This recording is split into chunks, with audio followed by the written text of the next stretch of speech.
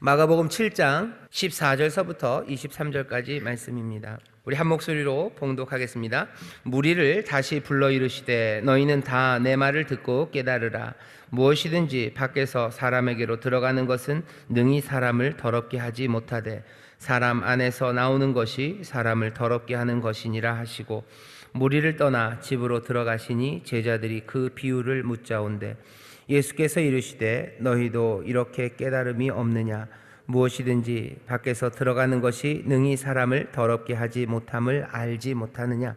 이는 마음에 들어가지 아니하고 배에 들어가 뒤로 나감이니라 하심으로 모든 식물을 깨끗하다 하셨느니라. 또 가라사대 사람에게서 나오는 그것이 사람을 더럽게 하느니라. 속에서 곧 사람의 마음에서 나오는 것은 악한 생각 곧 음란과 도적질과 살인과 간음과 탐욕과 악독과 속임과 음탕과 흘기는 눈과 회방과 교만과 광패니 이 모든 악한 것이 다 속에서 나와서 사람을 더럽게 하느니라. 아멘. 제목은요, 우리를 더럽히는 것은 우리 안에서 나오는 것들이다 라는 제목으로 말씀을 전했었고요. 우리 구역장님들, 구역 식구들과 함께 이 말씀 나누시면 돼요. 제목만 같이 읽어볼까요? 시작. 우리를 더럽히는 것은 우리 안에서 나오는 것들이다. 다시 한 번만요. 시작. 우리를 더럽히는 것은 우리 안에서 나오는 것들이다. 아멘. 예. 하나님의 말씀을 우리가 함께 읽었고요. 교재를 보시죠. 우리 첫 번째 단락이 좀 깁니다만 우리가 천천히 한번 생각하면서 우리 첫 번째 단락 같이 읽겠습니다. 음성 듣기입니다. 시작. 예수님은 정결에 대하여 우리가 바로 깨닫기를 원하셨습니다. 하나님의 정결의 법칙은 유대인들의 전통에서 더 깊이 나아갑니다. 외식을 미워하고 조심해야 합니다. 우리를 더럽히는 것은 우리 입 안으로 들어가는 것이 아니라 우리 안에서 나오는 것들이라 하셨습니다. 이 비유에 대하여 제자들도 깨닫지 못해 예수님께 다시 여쭈었습니다. 왜냐하면 그 당시 사람들은 입안에 들어가는 것들의 정결함을 지키기 위해 생명을 걸었기 때문입니다. 오랜 전통을 틀렸다고 말하기에는 매우 조심스러웠기에 누구도 지적하는 이가 없었을 겁니다. 그 일을 예수님께서 하신 것입니다. 목숨과 같이 지키고자 했던 정결의 법칙이 얼마나 허망한지 이야기하신 것입니다. 그러나 그 접근 방식이 직접적이지는 않으셨습니다. 비유로 말씀하시니 마음이 둔한 자들은 깨닫지 못합니다. 예수님은 그들에게 왜 알지 못하느냐 탄식하셨습니다. 예수님의 설명이 좀 더 이어집니다. 우리 안에서 나오는 더러운 것이란 배설물을 말하는 것이 아니라 마음에서 나오는 악한 생각, 음란, 도둑질, 살인, 간음, 탐욕, 악독과 속임, 음탕, 질투와 비방, 교만과 우매함이라 하셨습니다. 먹는 것을 규제하는 정결의 규칙보다 우리 마음을 대면하여 부정한 것들을 치료하는 것이 중요하다고 가르치셨습니다. 우리가 기억해야 하는 것은 우리 안에 더러운 것들을 직면하는 것으로 끝나서는 안 된다는 것입니다. 예, 얘기가 좀 길죠? 자, 여러분들 거기 교재 보시면요, 몇 군데다가 동그라미를 하셨으면 좋겠어요. 두 번째 줄 보면 외식을 미워하고 거기다 외식에다가 동그라미 하셔요. 이 외식은 당연히 밖에서 나가서 밥 먹는 걸 말하는 건 아닙니다. 예수님이 외식을 미워하셔. 엄마가 아니면 아빠가 애들이 나가서 밥 먹자 그럴 때 예수님이 외식을 미워하셨다라고 하면 안 돼요. 이건 그 외식은 아닙니다. 하지만 외식을 미워했다는 거 여러분들 밑줄 쳐주셔요. 그거 굉장히 중요합니다. 외식을 미워하셔요. 그런데 외식을 미워하시는 이유를 사람들이 잘 오해합니다. 나중에 얘기하겠지만 외식을 미워하셔요. 외식은 뭐죠? 겉으로 그러니까 안과 밖이 다른 거예요. 뭐 회칠한 무덤, 안에는 썩는 것이 가득한데 밖에는 회를 칠해놔가지고 그냥 번지르르 합니다. 허해요. 안은 썩어 들어가지만 겉은 번지르르한 거, 그게 외식이에요. 예수님 분명히 외식을 싫어하셔요. 그러니 외식을 싫어하시니 외식의 반대를 하려고 해요. 뭡니까? 외식의 반대는 뭐라고 생각하는 거예요? 겉은 번지르르하고 속은 시커먼 거, 그것의 반대니까 그냥 속에 있는 그 더러운 것들을 그대로 드러내는 거, 예수님은 그걸 좋아하셔라고 생각해요. 그러니 외식의 반대는 진정성입니다. 예수님은 진정성 있는 걸 좋아하셔요. 외식보다는 좋아하셔요.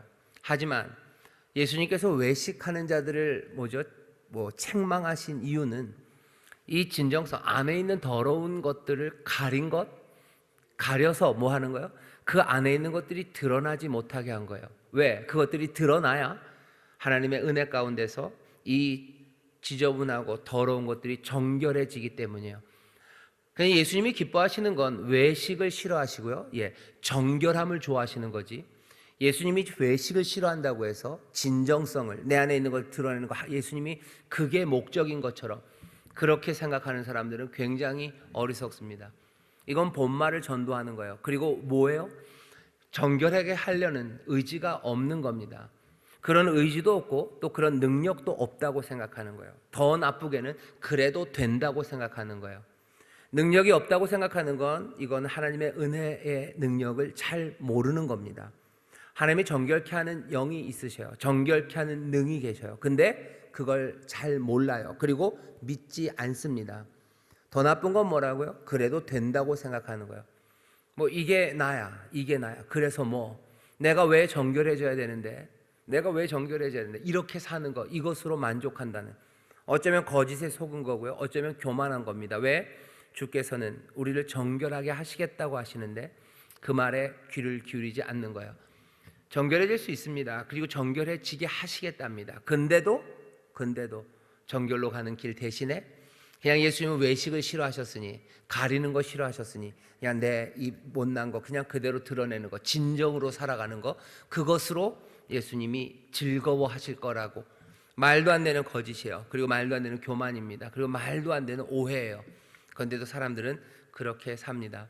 오늘 예수님의 말씀을 읽으면서요, 우리가 생각해야 되는 문제들은 거기 있는 것 같아요. 예수님의 말씀에 대해서 고개를 끄덕일 수 있어요. 먹는 게 우리를 그러는 건 아닐 거예요. 우리 안에 있는 게 지저분한 거예요. 우리 안에 있는 게 더러운 거예요. 그러니 어떻게 해야 됩니까? 그것들을 고치고 깨끗하게 해야 되는데 지금의 사람들은 그리로 나가지는 않아요. 그냥 외식의 반대말, 그것으로 충분하다고 생각해요. 예수님 외식을 싫어하니 나는 정직하게 진정으로 그래 나 못났다 그리고 끝인 거예요. 그래 나 더럽다 그러고 끝인 거예요. 그래 나는 악독하게 살 거다 끝인 거예요. 그래 나 욕심이 있다 그래서 그게 끝이에요.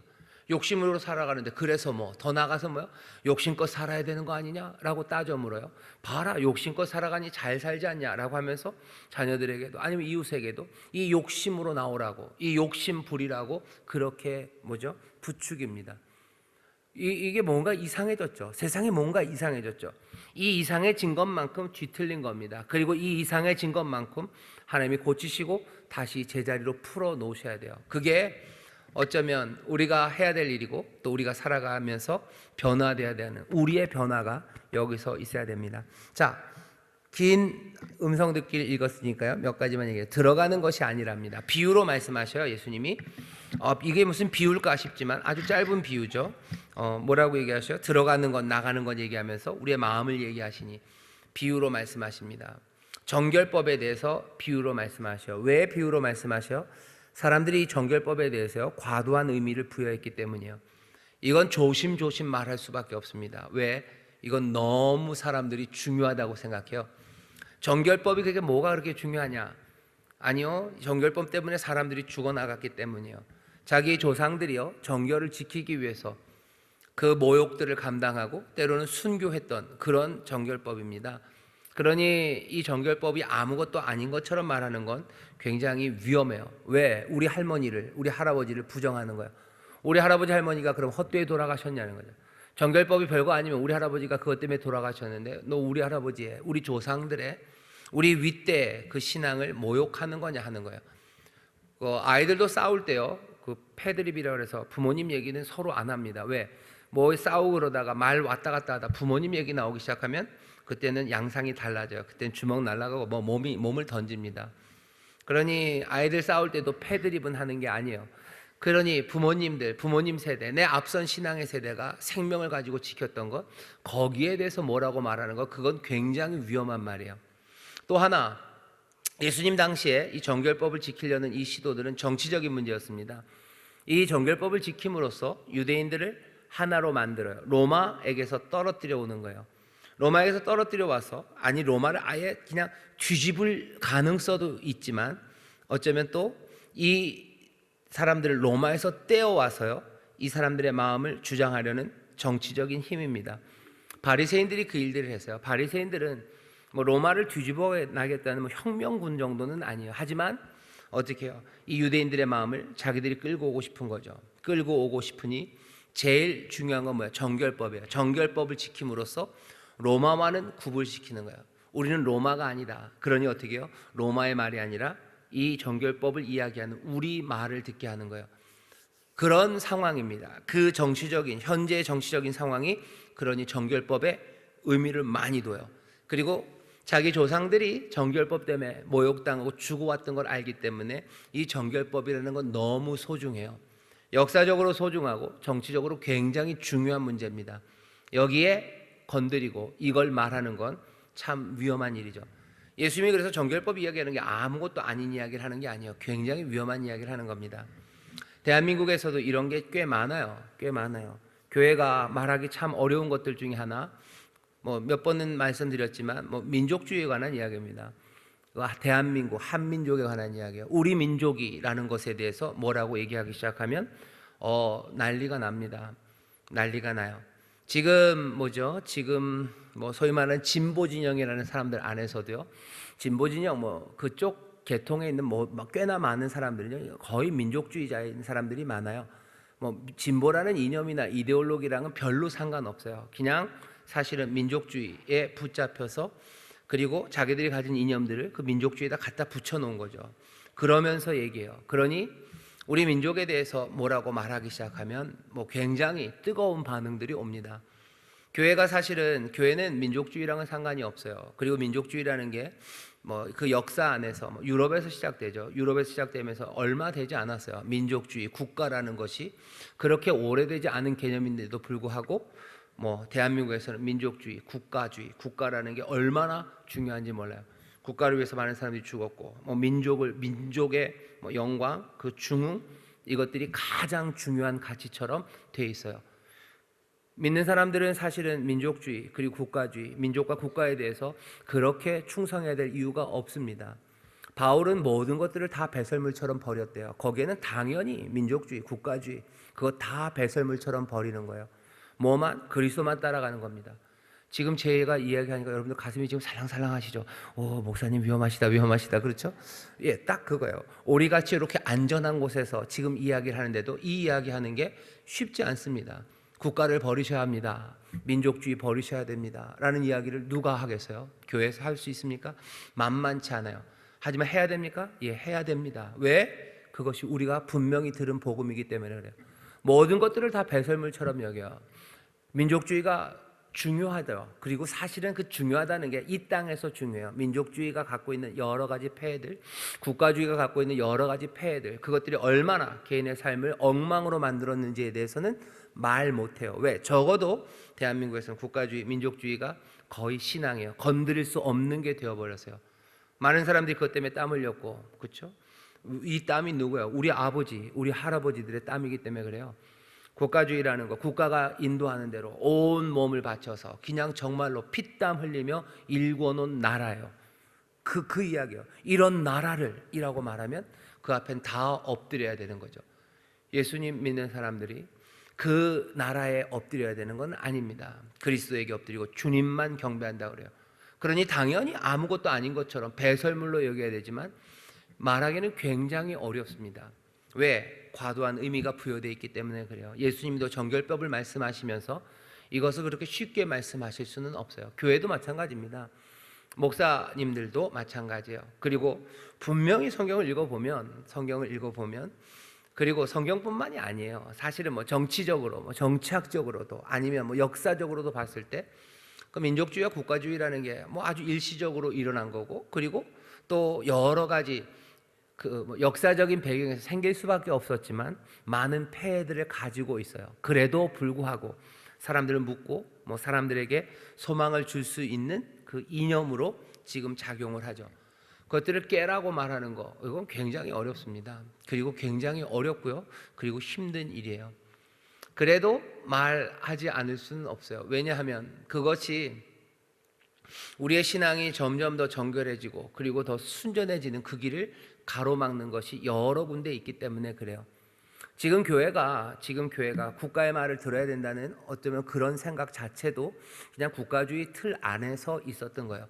왜 정부의 말을 안 들어? 그렇게 묻죠. 사실 물어야 돼요. 왜 들어야 되는데? 라고 물어야 되는 거예요. 그런데 그렇게 못 묻죠. 그냥 묻는 거, 우리가 왜 그 말을 안 들어야 되는지를 우리가 변명해야 되는 것 같지만 사실은 아니에요. 그 사람들이 설명해야 되죠. 소위 말하는 과학적인 방법으로 설명하고 이렇게 해야 된다고 얘기하는데 그렇게 하지 않습니다. 아닌 사람들이 그것들을 설명해내고 그것들을 이렇게 말을 해야 되는 것처럼 그렇게 만들어내요. 이 모든 것들이 말씀대로 살아가는데 우리를 가로막는 여러 가지 것들이에요. 하지만 이것들에 대해서 이야기하는 건 참 길고요. 그리고 어렵고 힘든 문제입니다. 단박에 얘기하기는 어려워요. 그러니 예수님은 비유로 말씀하셨죠. 그리고선 제자들이 와서 묻습니다. 이게 뭐냐고. 그러니 예수님이 그래요. 왜 너희들 이것도 모르냐. 예수님은 모르고 살기를 원하셔요? 아니요. 알고 살기를 원하셔요. 단박에 됩니까? 아니요. 단박에 안 됩니다. 단박에 안 되니 어떻게 해야 돼요? 기도하고 그리고 정말로 세상에 있는 국가주의나 민족주의 그런 것들을 배설물처럼 무시하고도 예수 그리스도만 사랑하면서도 이 민족을 그리고 여기에 있는 우리 이 공동체를 사랑하고 섬길 수 있다는 것을 우리가 보여주는 게 중요해요. 국가와 민족주의 그것들이 하는 대로 따라가서는 오히려 여기 살아가는 이 생명들에게 도움이 그들의 생명을 북돋는 것이 아님을 보여줘야 돼요. 제일 좋은 마음은 딱 하나입니다. 이것들은 배설물처럼 여기나 국가주의, 민족주의 이런 이념들은 배설물로 여기나 그리스도의 말씀에 온전히 헌신되어 살아가는 사람들, 그 말씀대로 살아가는 사람들이 오히려 이 땅에 있는 민족들과 그리고 여기에 있는 우리의 자녀들 이 미래를 생명으로 꼽히고 그리고 하나님의 복으로 넘치게 하는 것, 정말로 가장 귀한 것, 그리고 어디에 우리의 삶이 속해야 되고 어디에 무릎 꿇어야 되는지를 우리의 삶으로 보여주는 거예요. 증거하는 거예요. 그거 말고는 여기 있는 이 다른 우상들, 이 다른 것들이 얼마나 허망한지를 우리가 보이기는 너무 위험하고요. 그리고 힘들고 그리고 오랜 싸움과 긴 이야기가 됩니다. 단박에 싸워서 이겨서 무너뜨려야 될 것 같은데 그게 쉬울 것 같은데 아니요. 그렇게 하지 않으셨어요. 예수님께서는 제자들에게 너희들은 알아라 그러고 어떻게요? 나를 따라오라고 그러시죠. 로마를 깨뜨리러 가자고 하지 않으셔요. 나를 따라와서 성령의 능력으로 내 증인이 되라고 우리를 부르셔요. 목사가 어디 나가서 민족주의와 싸우는 투사가 되는 거 아니면 국가주의의 전복을 위해서 그럴 수도 있어요. 하지만 그건 아닌 것 같아요. 제가 아무리 생각해봐도 예수님이 우리를 그렇게 부르지는 않으셨어요. 하지만 문제가 뭔지는 분명히 압니다. 알기를 바라셔요. 그리고는 어떻게 하셔요? 우리를 하여금 주님 따라오라고 부르셔요. 그 문제를 보고도 주를 따라야 됩니까? 주를 따라가는 그 길이 오히려 세상을 주의 다스림과 그리고 회복하는 그 방식, 그 생명의 방법임을 알며 우리는 주님을 따라갑니다. 세상에 어렵고 힘든 일들, 가슴 아픈 일들, 고개를 갸우뚱하게 하는 일들이 참 많아요. 그 많은 일들을 여러분들 아셔야 돼요. 그리고 그 다음엔 어떻게 하셔야 돼요?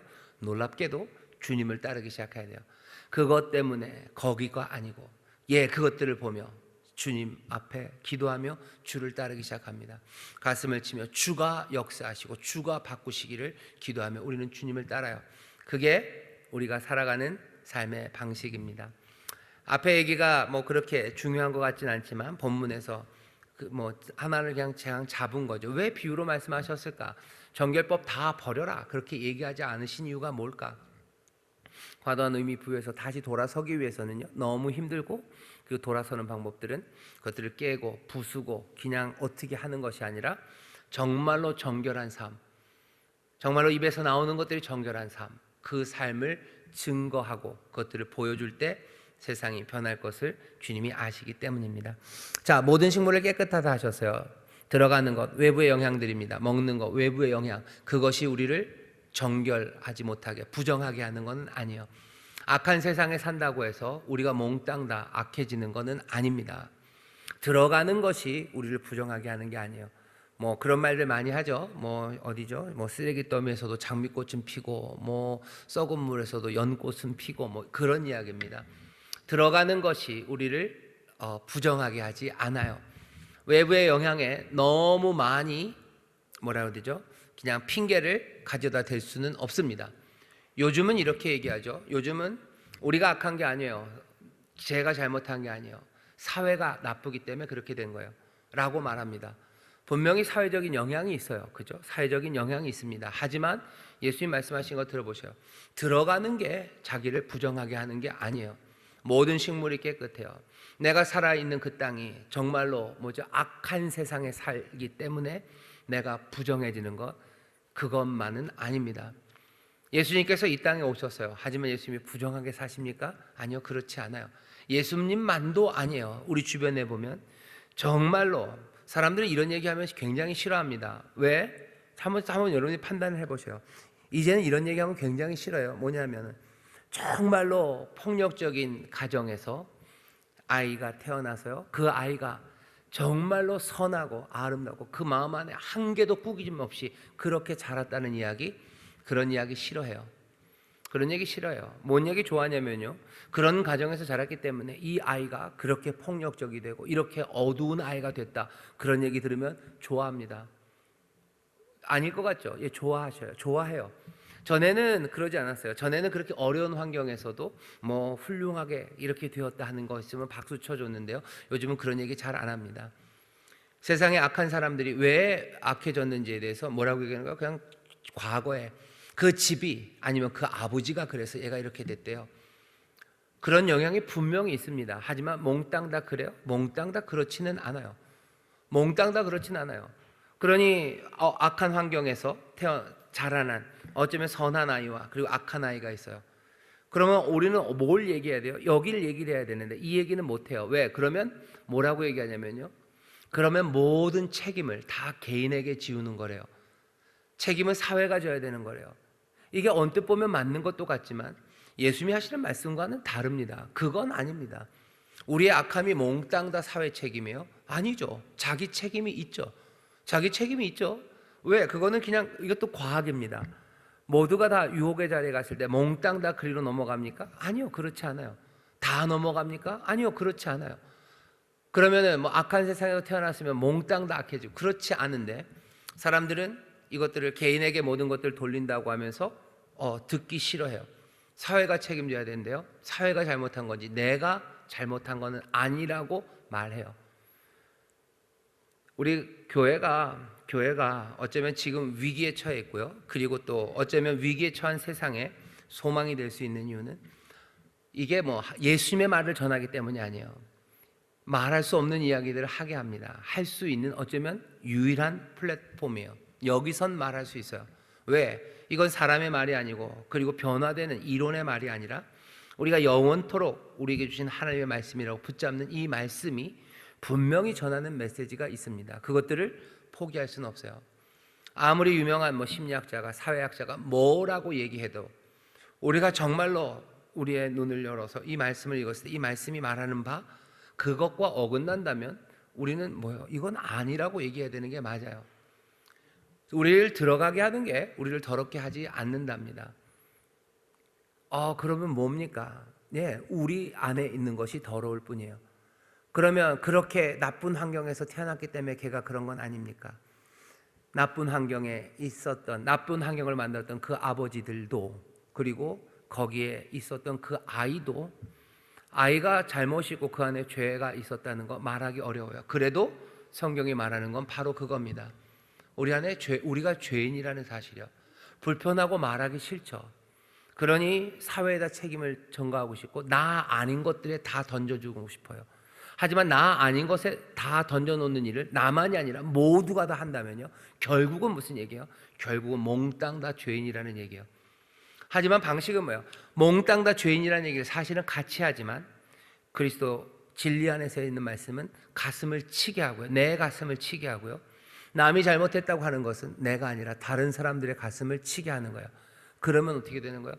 회복의 가능성은 없어요. 여기에선 싸움과 그리고 분노와 질투 점점 더 얽혀갈 뿐입니다. 하지만 우리가 스스로의 가슴을 치고 은혜를 구하기 시작하면 그때 새 세상이 열려요.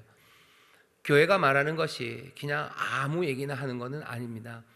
사람들이 귀를 기울여 듣지 않으려고 했을 뿐이에요. 그리고 또 뭡니까? 그냥 별 생각 없이 믿음의 사람들, 하나님의 자녀들이 지레 겁먹은 거예요. 지레 뒤로 물러난 거예요. 세상은 맞는 말을 하고 우리는 이상한 말을 하는 사람이라고 생각하는데 아니요, 절대 아닙니다.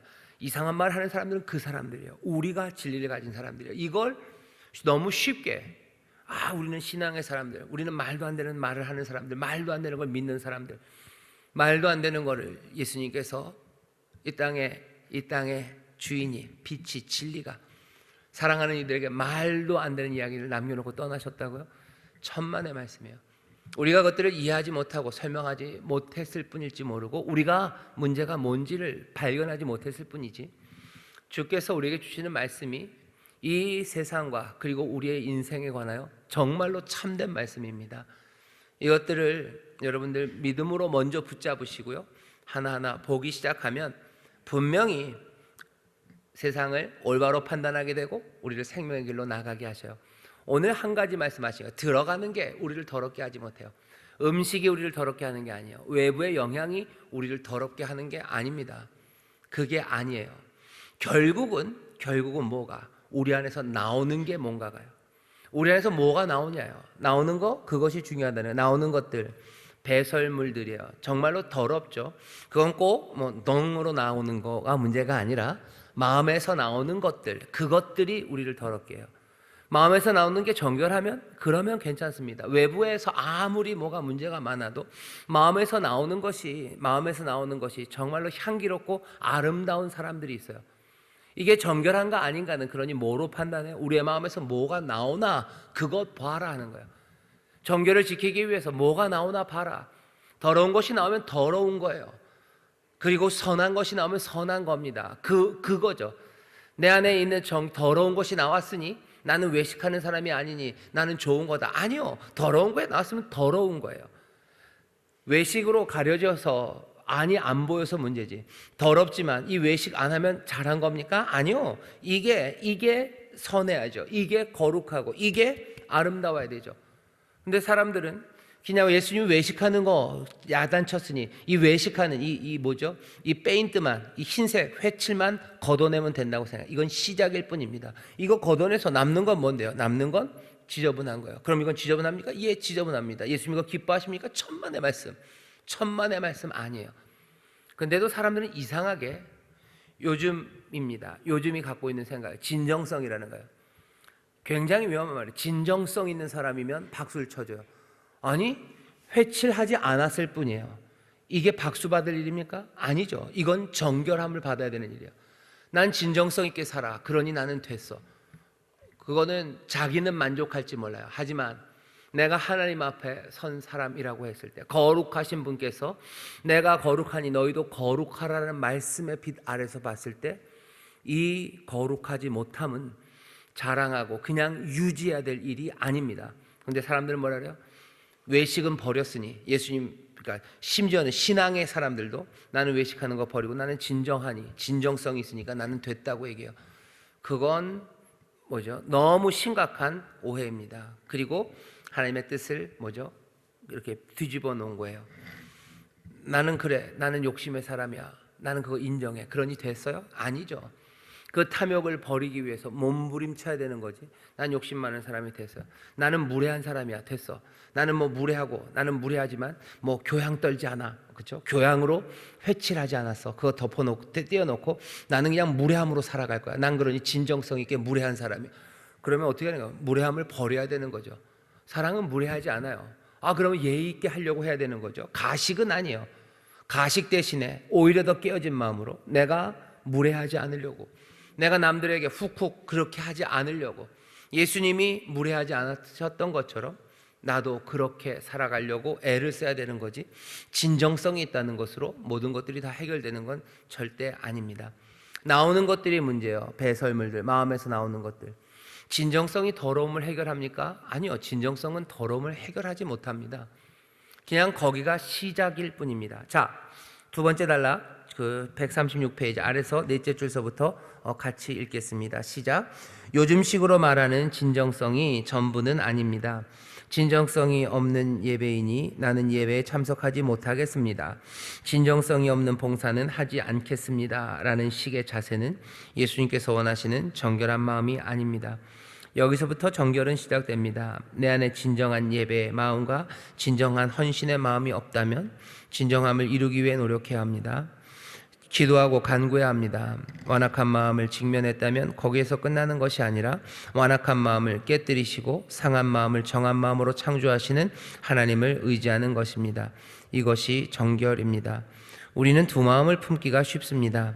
우리가 내면을 직면하면 할수록 내 안에 선한 것이 없습니다. 악한 것만 도사리고 있는 것 같아 위축되고 포기할 때가 많습니다. 하나님도 그것을 알고 계십니다. 그러나 하나님의 은혜가 임할 때 불가능이 가능해집니다. 악한 영은 우리를 정죄함으로 또 하나님으로부터 멀어지게 할 것입니다. 그러나 예수님은 더럽다고 해서 정죄하지 않으십니다. 세상과 구별되어 살기를 원하시나 그렇지 못하다고 해서 돌아서지 않으십니다. 정결하여지기를 계속 설득하십니다. 기다리십니다. 네, 거기까지요. 정결을 위한 과정입니다. 예수님 기다리셔요. 그냥 더러운 걸 보고서 그냥 꾹 눌러버리고 가시진 않으셔요. 하지만 그렇다고 해서 그 정결하지 못한 것, 그것에 그냥 용인하실지도 않으셔요. 정결을 위한 과정은요, 더러움에 대한 지적입니다. 예수님 말씀하시죠. 너희들에서 마음에 나오는 게 뭐냐? 모든 악독과 음란과 그리고 탐욕과 그 시기와 질투와 분노와 그 악한 것, 하나님의 형상, 하나님 닮지 못한 것, 아버지의 것이 아닌 그 더러움이 아버지의 거룩함과는 다르고 그리고 반대된 그것들이 우리의 마음에 가득하다는 거예요. 더러움에 대한 지적입니다. 그리고는 뭐예요? 연약함에 대한 인정이에요. 이 더러움을 우리가 회복하기에는 너무나도 연약하다는 것을 인정해요. 그리고 우리의 연약함은 인정하나 은혜의 능력에 대한 믿음, 이것이 어쩌면 결정적입니다. 사람들은 더러움을 알아요. 그리고 그것들을 드러내는 거, 거기서 멈추려고 해요. 이게 진정성 있게 살아가는 거예요. 그래, 욕심으로 사는 거지.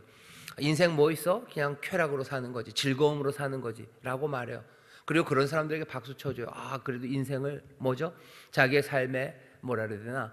그 모토를 그대로 그냥 드러냈다는 거죠. 그래, 그렇게 살아라. 나는 욕심으로 살 거예요. 그래, 그렇게 살아라.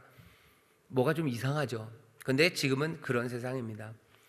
더러움이 뭔지에 대해서 얘기를 해주는 사람이 없어요. 그냥 내 안에 있는 거면 뭐든지 다, 모든 존재는 다 아름답다고 얘기해요. 굉장히 멋진 이야기 같습니다. 하지만 그거 굉장히 위험한 얘기예요. 모든 존재는 다 아름답다. 이거는 회복의 가능성이 꺾여졌을 때요. 예를 들면은 참 가슴 아픈 이야기지만 다리를 심하게 저는 사람이 있어요. 모든 존재는 아름다워요. 그러니까 저는 사람, 그 사람의 삶도 존중받아야 됩니다. 하지만 이 다리를 저는 사람이 회복할 수 있고요.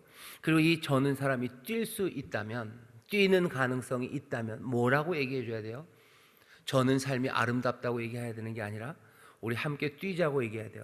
사람들은 그러죠. 아, 그게 꼭 뛰는 삶만 좋은 삶이냐고.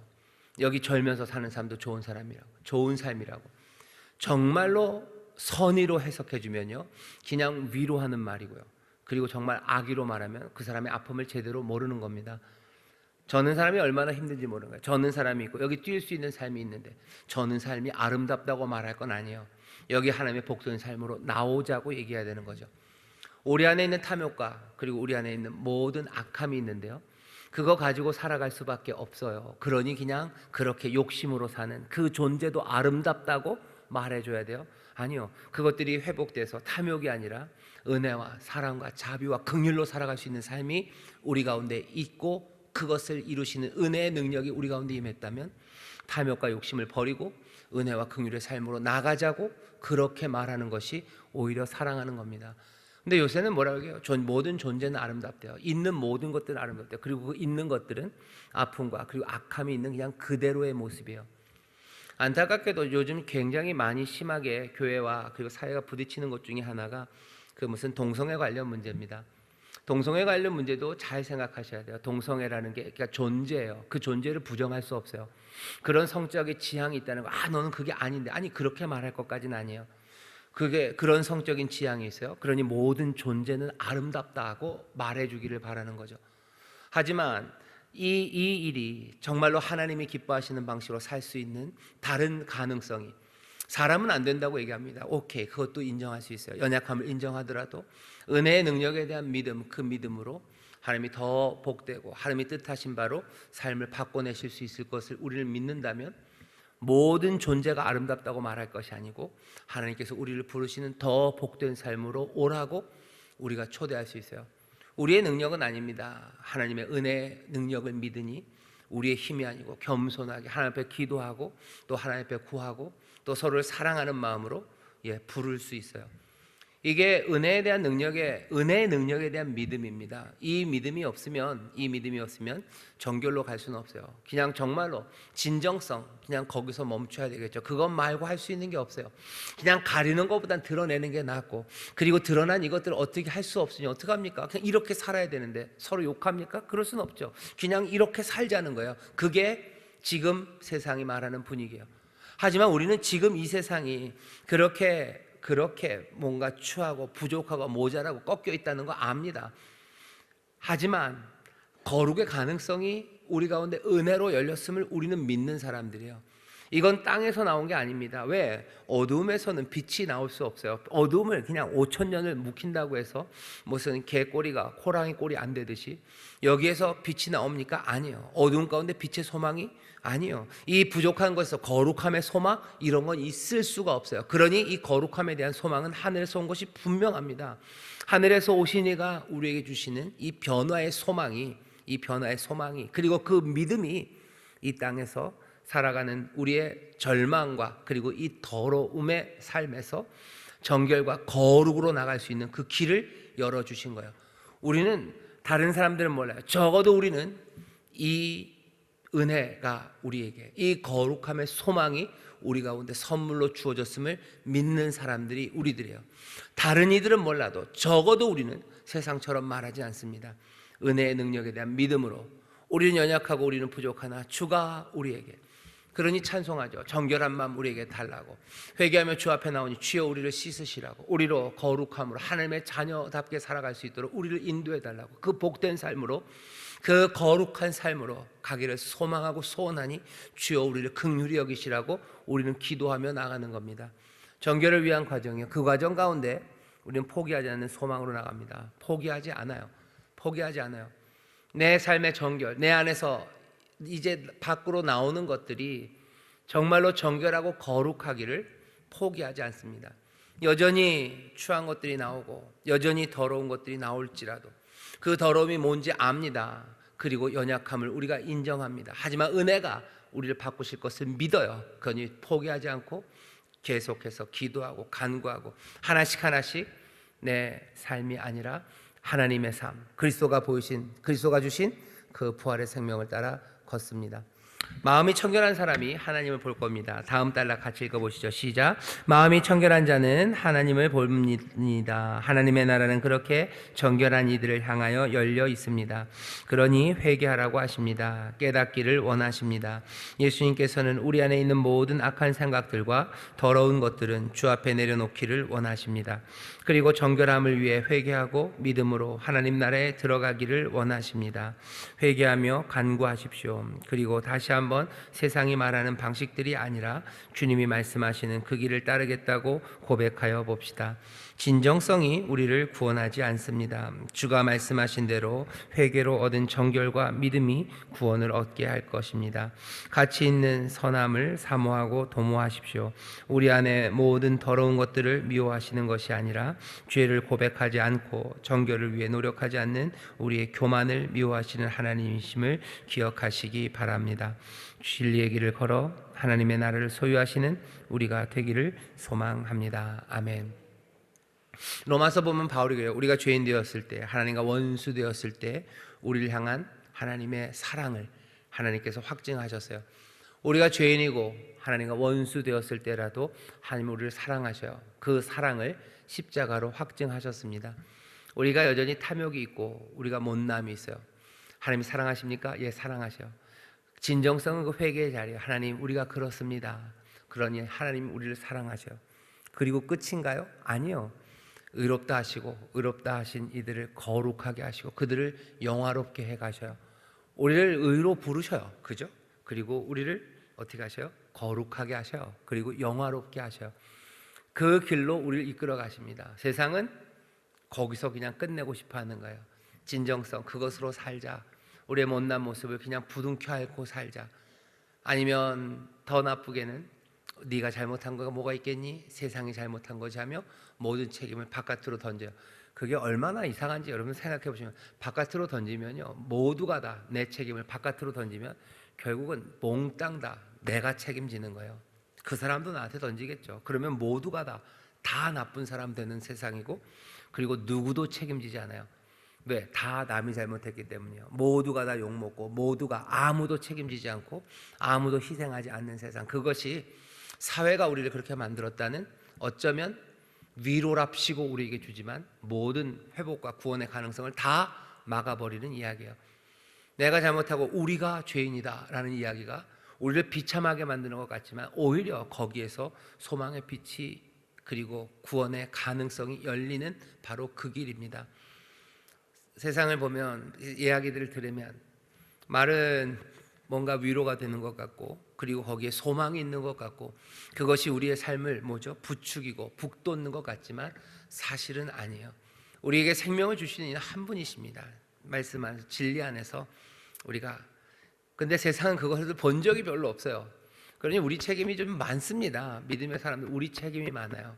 진리대로 말씀대로 살아가면서 정말 위로가 되고 정말로 세상에 소망과 평안을 전하는 일들이 우리 가운데 있었으면, 세상은 자기들이 만들어낸 말이 아니라 주의 말씀 앞에 왔을 거예요. 근데 그것들을 증거하고 보여주지 못한 우리들 때문에 많은 사람들이, 세상이 오히려 주님에게서 점점 진리에서 빛에서 멀어져 가고 있습니다. 다시 한번 정말로 말씀 가운데 온전한 순종이 하나씩 이루어질 때마다 빛은 점점점 분명하게 밝혀집니다. 교역장 한 분 한 분이, 그리고 또 한 사람 한 사람이, 한 가정 한 가정이 정말로 전심으로 주님 말씀을 믿고 따를 때, 그때 점점 퍼져가는 그 빛의 능력들, 그것들을 소망합니다. 그것이 가져다주는 위로의 폭발력, 그것들을 기대합니다.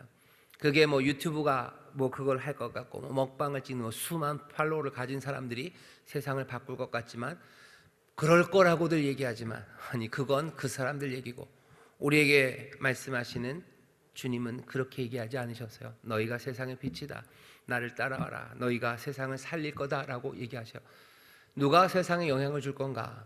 다른 건 없습니다. 여기 생명을 따르는 생명의 사람들, 그들이 세상을 바꿔낼 거예요. 유튜브에 있는 무슨 인플루언서들이 세상을 바꿀 것 같고 그렇게들 보이지만 모르겠어요. 그건 그 사람들 얘기고, 우리가 듣는 말씀은 전혀 다른 말입니다. 그리고 그 다른 말이 참되었음을, 그리고 그것이 진리임을 하나님의 성령, 그 성령의 도우심과 인도하신 가운데 우리가 증거할 겁니다. 그 소망이 우리 가운데 있기를 바라고, 그 소망으로 함께 나가는 우리 교회가 되기를 주의 이름으로 축원합니다. 하나님을 봅니다. 회개하며 나갑니다. 회개와 믿음으로 구원을 얻어요. 진정성이 우리를 구원하는 거 아닙니다. 회개하시고 하나님의 은혜의 능력을 믿으셔요. 그리고 끝까지 소망하시고 내 삶이 달라질 것, 탐욕으로 살지 않는 삶, 내가 쾌락을 쫓아가지 않는 삶, 사람들에게서 인정받는 것, 명예, 그것을 쫓아가지 않는 삶, 정말로 주님만을 따라가고 정말로 은혜와 긍휼에 합당하게 살아가는 그 삶, 그 삶을 서로 격려하며 우리가 주를 의지하며 나아갈 때, 교만을 버리고 깨어진 마음으로 주님 앞에 나아갈 때 정말로 살아계신 주님이 우리 가운데 증거되고 하나님의 귀하신 사랑과 능력이 우리 가운데 내어 보여질 줄 믿습니다. 우리를 더럽히는 것은 우리 안에서 나오는 것들이에요. 변화되기를 소망하셔요. 세상의 영향에 받는 게 당연하다고 생각하지 마셔요. 그렇게 살지 않아요. 우리 안에 새 빛이 비쳤으니 새 꿈을 꾸시고 변화되어가는 우리 모두가 되기를 주의 이름으로 축원합니다. 한 걸음 내딛기 같이 읽어볼까요? 천천히 같이 읽었으면 좋겠습니다. 시작. 정결한 마음을 갖기를 정말로 소망하십니까? 아니면 관심 밖의 일입니까? 마음이 청결한 사람이 하나님을 본다고 하셨습니다. 마음의 문제는 나도 어쩔 수 없다고 말하는 것은 하나님의 은혜와 능력을 무시하는 일입니다. 정결한 마음에 대한 소망을 더욱 간절히 갖기를 바랍니다. 아멘. 거기다 밑줄 그었습니다. 마음의 문제는 나도 어쩔 수 없다고. 맞아요. 나도 어쩔 수 없어요. 그러니 가만두나요? 아니요. 내가 어쩔 수 없으니 하나님의 은혜를 구하는 겁니다. 내가 어쩔 수 없으니 주의 능력 가운데 변화되기를 정말로 겸손하게 깨어진 마음으로 간절히 구하는 거예요. 그게 우리가 살아가야 될 길이지 이건 어쩔 수 없는 거니 그냥 이대로 살아간다는 건 그건 말도 안 돼요. 그리고 그 일들을 신앙의 이름으로 예수님 외식하지 말라 했으니 난 외식하지 않는 사람이야. 오히려 더 자랑하는 사람이 있어요. 어쩔 수 없어 라고 말하면 그게 교회 안에서 자랑이 돼버리는 경우들이 있습니다. 그게 있어요. 난 이렇게 거친 사람이야 라고 말하는 게 교회 안에서 자랑이 돼요. 나는 그래도 욕심 많은 사람, 아유 그래도 저 사람은 정직하네 라고 그게 뭐가 돼요? 그게 칭찬이 돼요. 그게 플러스 점수가 되는 그런 말도 안 되는 그런 우습지도 않은 일들이 난 이런 사람이야 라고 하면서 눈물을 흘려야 되고 긍휼히 여기고 서로를 위해서 기도하고 그 사람들 바라보면 나도 그런데 하면서 또 하나님 앞에 도우심을 구해야 되는 그런 일들이 일어나야 되는데 반대예요. 난 좀 욕심이 많은 것에 대해서, 나는 명예를 추구하는 것에 대해서, 나는 칭찬받기를 좋아하는 거, 난 그런 사람이야. 그러면 사람들 아유 솔직하네 박수. 아니요, 박수 받을 일 절대 아닙니다. 말하는 이나 듣는 이나 박수할 일 아니에요. 박수할 일 아니에요. 좋은 일이죠. 좋은 발걸음으로 올라왔죠. 왜? 깨진 마음으로 나왔기 때문이에요. 그러니 함께 기도하는 일이고 하나님의 도우심을 구할 일이지 그것을 자랑할 일 아닙니다. 나는 적어도 외식하는 사람은 아니야 라는 것으로 교만해지는 묘한 이 세상과 맞물려서 묘하게 그렇게 되는 사람들, 교회에서 거칠게 말하면서 그게 자랑인 것처럼 얘기하는, 나는 교회에서 이렇게도 얘기할 수 있어, 나는 이런 사람이라는 걸 숨기지 않아, 나는 외식하지 않아, 니네들처럼 가식 떨지 않아, 그러니 잘났다는 거예요. 아니, 내가 거칠게 말하고 내가 폭력적이고 아니면 내가 무례한 것이 하나님 앞에 가슴을 칠 일이지 그것이 어떻게 오히려 그것으로 외식하지 않았다고 자랑이 되는지 그건 말도 안 됩니다. 그런 건 아니에요. 나는 세상을 좋아하는 사람이야. 넌 외식하지 않는구나. 그러니 박수해요. 아니요. 세상을 좋아하는 사람이니 가슴을 치고 그렇지 않기를 눈물로 얘기해야 되는 거고 그것들을 보면서 눈물로 이러지 않고 살기를 같이 기도해 줘야 되는 거지. 난 세상 거 좋아하는 사람이야 라는 것이 외식하지 않는 걸로 진정성 있는 사람으로 칭찬받고 이 사람은 신앙에 뭐라 해야 돼요? 신앙이 성장했네. 무슨 그런 뒤집어진 이야기들을 하는지 모르겠어요. 그렇다고 그럼 몽땅 다 가리고 외식하라는 거예요? 아니에요. 잘못된 것에 대한 정확한 판단들, 그리고 하나님 향한 깨어진 마음으로 회개될, 그래서 서로를 붙잡아주고 기도하며 은혜의 능력을 믿으면서 그것들 바꿔나가려고, 세상 좋아하는 거 바꿔나가려고 해야 되는 거지. 난 세상 좋아한다는 거 말하는 것이 그것이 교회에서 자랑이 되는 그런 말도 안 되는 그 뒤집어진 상황들, 그 상황들이 왜 그러냐면 지금 세상에서 진정성이라는 것을 과도하게 의미 부여하기 때문이에요. 이 세상의 유혹 내지는 새로운 전술에 여러분들 넘어가지 마시고 정결한 마음 갖기를 정말로 소망하시고, 내가 어쩔 수 없다는 것으로, 예전에 그냥 핑계였어요. 하지만 이젠 자랑이 되어버린 그런 말도 안 되는 상황에 우리가 함께 가슴을 치시고 정결한 마음에 대한 소망을 더욱더 간절히 갖는 그런 교회들, 그런 우리 교회, 그런 구역이 되기를 바랍니다. 이 태도가 사람들의 입을, 그리고 진정으로 하나님 회개하는 것을 막으면 안 돼요. 서로 향하여 열린 마음으로, 긍휼히 여기는 마음으로 서로를 보시면서 함께 깨어진 마음으로 겸손하게 우리 안에서 나오는 것들이 점점 정결하고 거룩해지도록 하나씩 변화되어가는 교회가 되기를 바랍니다. 자, 진정성 두 번째입니다. 같이 읽어볼까요? 시작. 진정성이 우리를 구원하지 않습니다. 진정성은 시작일 뿐 목적이 될 수 없습니다. 성적 지향에 대한 진정성, 탐욕에 대한 진정성 등등 말입니다. 목적을 부정하는 사람들이 진정성에 과도한 가치를 부여합니다. 우리를 부르신 분의 뜻에 합당한 삶이라는 목적을 놓치지 말기를 바랍니다. 진정으로 내어놓으시고요, 우리를 부르신 그 목적으로 가셔야 돼요. 진정성이 우리의 목적이 아닙니다. 목적지가 아니에요. 이건 시작일 뿐이에요. 그리고 시작이 제대로 진정하게 나오기를 바랍니다. 그리고 거기에서부터 시작하는 거예요. 상한 마음을 찾으셔요. 하나님께서 찾으시는 상한 마음입니다. 깨어진 마음들 찾으셔요. 하나님이 긍휼히 여기셔요. 거기서부터 새 삶을 시작하도록 우리를 부르셔요. 죄인을 받으시는 주님께서 그 가늠하다 현장에서 잡혔다는 그 여인, 온갖 설명이 가능하죠. 남자는 어딨냐, 사회가 다 이래, 그렇지만 결국은 이 여자가 잘못했습니까? 잘못했습니다. 그 얘기를 안 하려고 하는 거예요. 약자를 보호한다는 입장에서 이 사람은 피해자라서 아니요. 주님도 이 여인이 죄인임을 아셔요. 그러니 뭐요? 너 이제는 가서 더 이상 죄 짓지 말아라 라고 얘기하시는 거예요. 죄에 대한 인정이요. 그리고 죄 짓지 말기에 많은 새로운 삶에 대한 이 인정을 사람들은 이제는 안 하려고 해요. 그죠? 여러분 한번 책들 읽어보세요. 이 여인이 왜 만나? 왜 남자들은 어디 갔나? 사회가 왜 이러나? 예수님을 시험하려는 뭐 폭력과 그리고 뭐 권세를 잡으려는 이야기들이다. 아무도 이 여인이 죄인이라는 얘기는 안 합니다.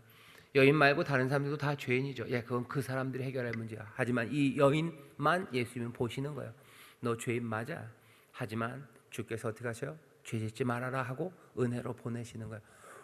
거기에서 세상이 바뀔 겁니다. 누가 잘못했는지, 왜 너는 안 왔는지, 이거는 뭐 가부장제고 이거는 뭐 폭력이고, 그런 걸수록 세상이 바뀌어지지 않습니다. 진정성이 우리를 구원하지 않아요. 우리를 부르신 그 목적이 우리를 구원할 겁니다. 놓치지 마셔요. 그 일로 서로 격려하셔요. 더 깨어지고 겸손한 마음으로 함께 나갑시다. 그때 정말 바라기는 이 땅에 다시 한번 주의 말씀이 권위 있게 무겁게 생명과 진리로 전해지는 그 귀한 역사가 이루어질 줄 믿습니다. 기도합시다. 하나님 감사합니다. 어려운 시절을 삽니다. 바라기는 우리 모든 구역장들, 우리 교역자들, 여기 있는 이 하나님의 사람들이 먼저 주님 앞에 진정성 있게 나가 회개하고 우리의 연약함을 주 앞에 고하며 주여 주의 도우심과 은혜를 붙잡고 하나하나 정말로 변화되는 마음들, 정결함과 거룩함으로 나아가는 우리가 되게 하여 주옵소서. 주께서 주시는 은혜로 이 일이 이루어질 줄 믿사오니 주님 믿음으로 이 변화를 함께 격려하는 우리 모두가 되게 하여 주옵소서. 감사드리며 예수님 이름으로 기도하옵나이다. 아멘.